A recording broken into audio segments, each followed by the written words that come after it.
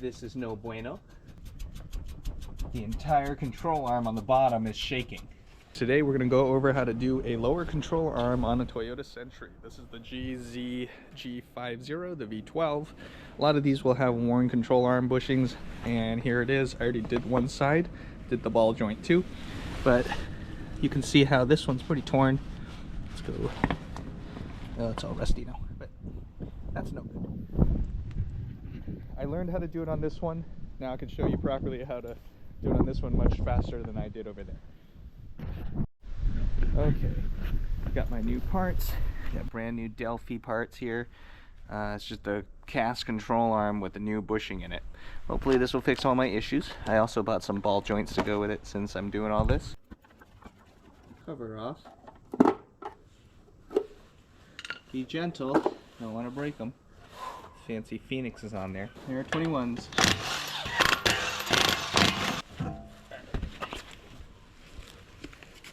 This is what a Century front wheel area looks like. There, my brakes are okay. There's plenty of pad life left. I don't know why the indicator at the front is saying brake, but I'll have to look into that. Start off with popping the center cap off. Just kind of pull back on it with a little flathead screwdriver or a little trim tool. That just comes right out. A little cool Phoenix. Really? Alright, so this one is loose. You can see, just like the other side. But in this case, I have a random lug nut, and I'm missing a lug nut. Those threads are all stripped. That's nice. Thanks a lot. What is this thing, a wheel spacer? I'm gonna try to look up this part if possible, but unfortunately I can't do anything about this right now. Looks like I need like a weird tool to take those off. Okay. Alright. I need to complete the control arm. This is all on the outside. This is easy, so I just got to do that later. The way I'm going to go about this is where I'm going to try to take as little off as possible. I've narrowed it down to being able to just take off the brake caliper, disconnect the shock on the bottom briefly, and I'm able to get everything out. You need a 17mm socket to get the brake caliper off. On this side there's a brake pad sensor thing. You just have to push down on this. I used the screwdriver to help pull this out. I'm resting my caliper on that milk crate. Now I have access to the bolts and stuff here. Gotta take the tie rod out. I'm gonna undo the two bolts here for the ball joint. I'm gonna undo this bolt that holds it to the control arm, the shock to get this out of the way so I can get at this 17mm bolt at the back of this. Then I can take off the control arm in the back. I think that's all I need to do. Easy peasy. I'm going to take the tie rod off first. So I'm going to pop this out. There's a cotter pin you kind of just pull out of the way. Take the cotter pin out. Bust that off.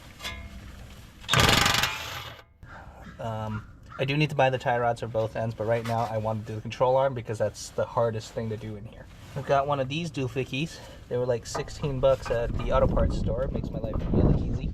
I've tried hitting this with a hammer, but it wouldn't come out. Normally, I've had the knuckle pieces on the other side where the tie rod's going down. Maybe that's why it didn't work.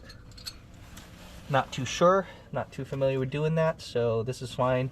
This is like $16. I'll be using this plenty of times. It'll make it worth its while.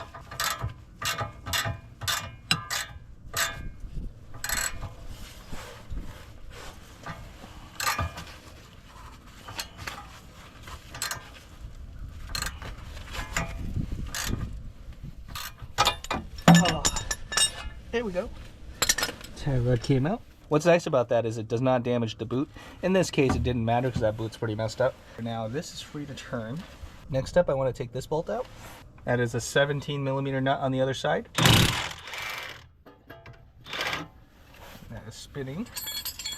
So put that on there. Okay. Nice and shiny. And this is a 19mm nut.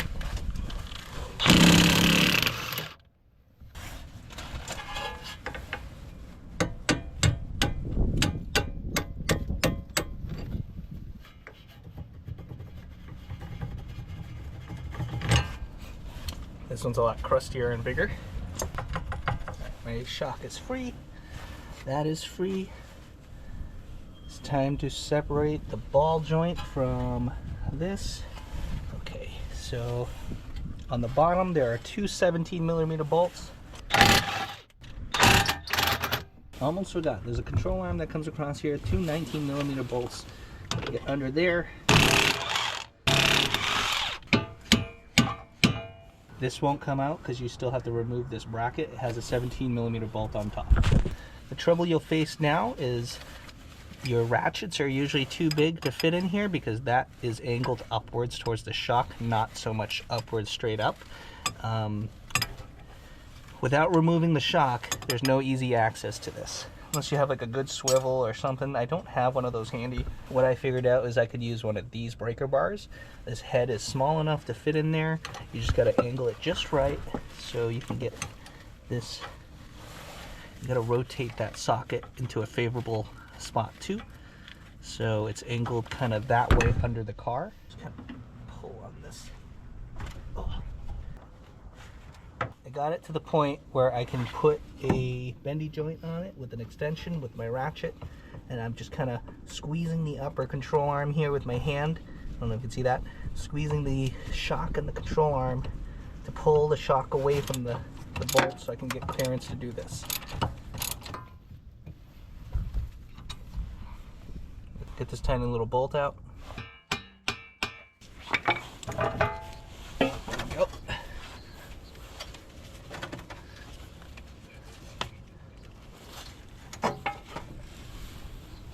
Resting this whole thing on the crate there. Now you can pry this out. Put a pry bar under there and just kind of work it out. There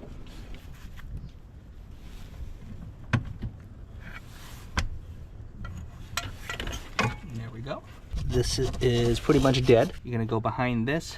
This one is broken on this car. Behind this, you're gonna need a 17mm socket or wrench. Loosen that nut, you don't have to take it off.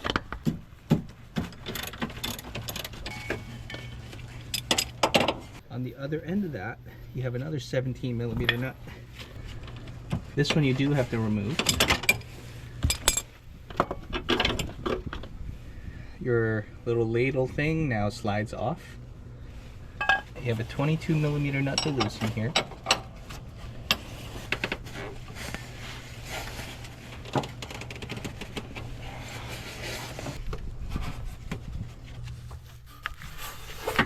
Now that is loose. Gently tap. Oh, I lost my washer under the wheel. And this whole bolt should come out. Get one of those camber adjusty bolts here. The whole control arm is now out. Super easy, right? This bushing is shot, but not as bad as the passenger's side. So I'm replacing the whole arm and the ball joint. Take the new arm, line it up appropriately, put it back into the hole, into that slot there. Get it in there so you can get this bolt back in. There you go. Just kind of dangle it for right now. Your alignment's going to be all messed up after this, but it is what it is. You're going to have to get an alignment anyways, so it's okay that it's all messed up anyways. So put this back. Make sure you tighten this properly where this is at rest, not dangling down like that. I'm just going to snug it down real quick before I move on. Swing the arm up, get this back in. I think I did this last time where I should have gotten this in first before I put that bolt in. I forget. I think that's what I was supposed to do. Because right now it's not at the right angle and it doesn't want to go back into the hole. I don't think I can get it to twist the right way. Maybe I can. There we go. Kind of just jam it all back together, right? Put the 19mm nuts back on. Woof, woof, woof, woof, woof, woof, woof, woof. Dog's always barking. So those are in there, they're at least on. I will have to reattach this bracket to the control arm. Put that short nut back into this annoying thing here. Now I have better access to kind of do all this stuff. I'm going to put that nut back in here. Gonna wiggle it just right. So it goes in. We align this part first. Put that in there. That goes to the other side. Put the nut on so it won't come out. Tighten that bolt back down. This is probably the worst bolt in this entire job.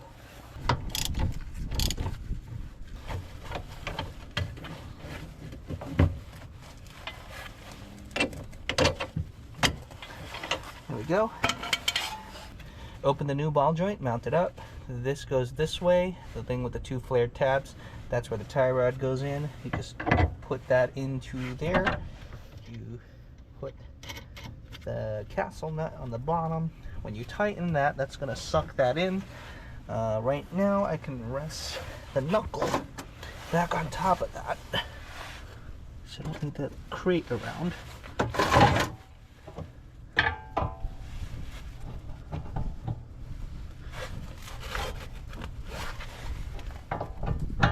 There we go.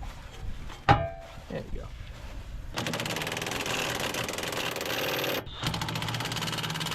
The two 19mm bolts at the bottom. Take the ball joint bolts, put them back. Just go back in, easy peasy. Get these 17mm back on. Get this 24mm back on. According to the internet, the ball joint is supposed to be torqued to 121 pound-feet of torque.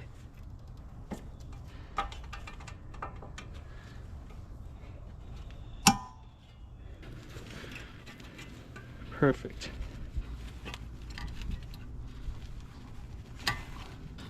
Get your tie rod back into here. Get new tie rods. For now, I gotta use them. Ow! This 19 back on. Probably gonna spin.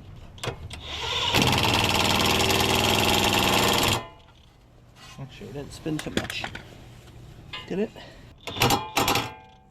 Oh, cool. Put this cotter pin back in, and then now I'm gonna put some tension on this to try to lift this up with the jack and even it out. That way I can tighten the suspension bushing properly. I lifted the whole control arm assembly up like there's weight on it, and I lowered the jack on the car. Therefore, this is preloaded, and it's pretty much how it's supposed to be with the wheel on it, and that way I can tighten that stuff. Let's get that 22mm tightened inside.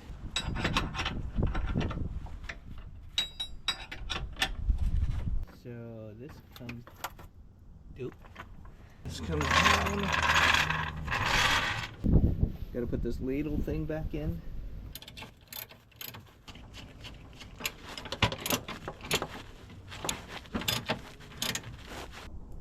Put the brake caliper back.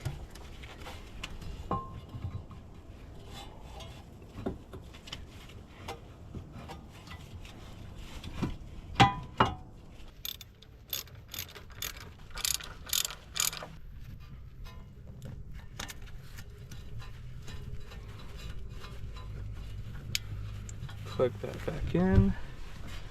Everything I did was tight. I think this is ready to go. I'm gonna go try to give this a drive. I forgot about this wheel stud, the spacer. I'm gonna have to send it the way it is until I get a new one.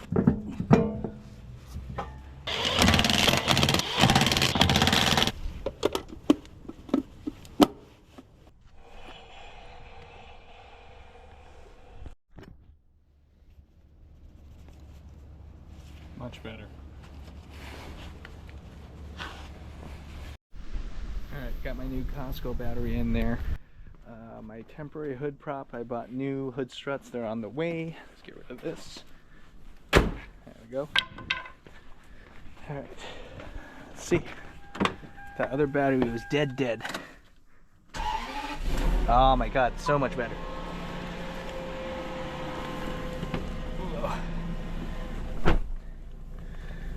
Alright, I'm still getting some error messages. Take a picture and translate. I think this one still says brakes. I don't know why it's still flashing that. The front brakes are really good. Maybe it's rear brakes? Let's find out. Brake pad. It doesn't show up very well, but that's what it says. Brake pad. I I wonder if everything will work a little bit better just because the voltage isn't bad on the battery. Oh, we'll see. I've had cars do weird stuff when the battery is low and weak. All right, I've been driving around a little bit. The alignment is really bad. It's really off right now. The brake light is still flashing. I'm gonna go check the rear brakes or something for any shenanigans back there, because the front right had that missing lug nut because it's stripped.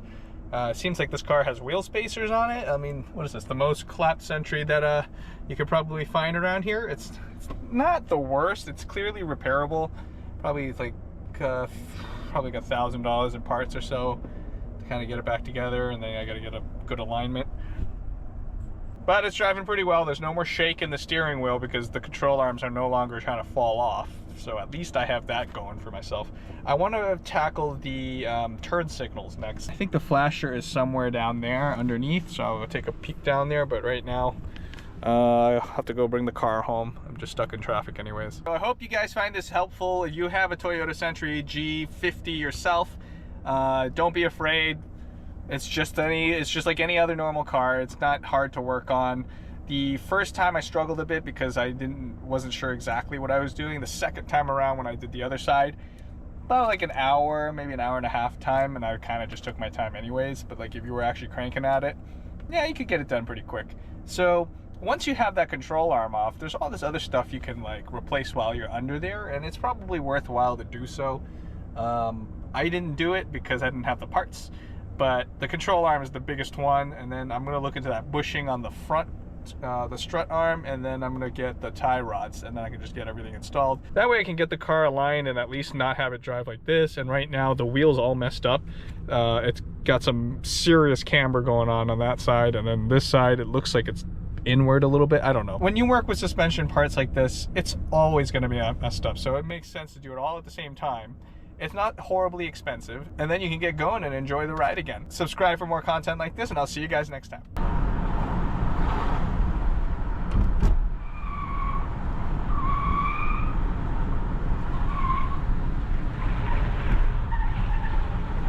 Anytime I'm driving over a low traction surface like that painted surface, the tires will squeal. Ooh, that's a little bit squeaky too. See if I can park this a little bit better so it's not in everything's way. No, I don't think that's possible.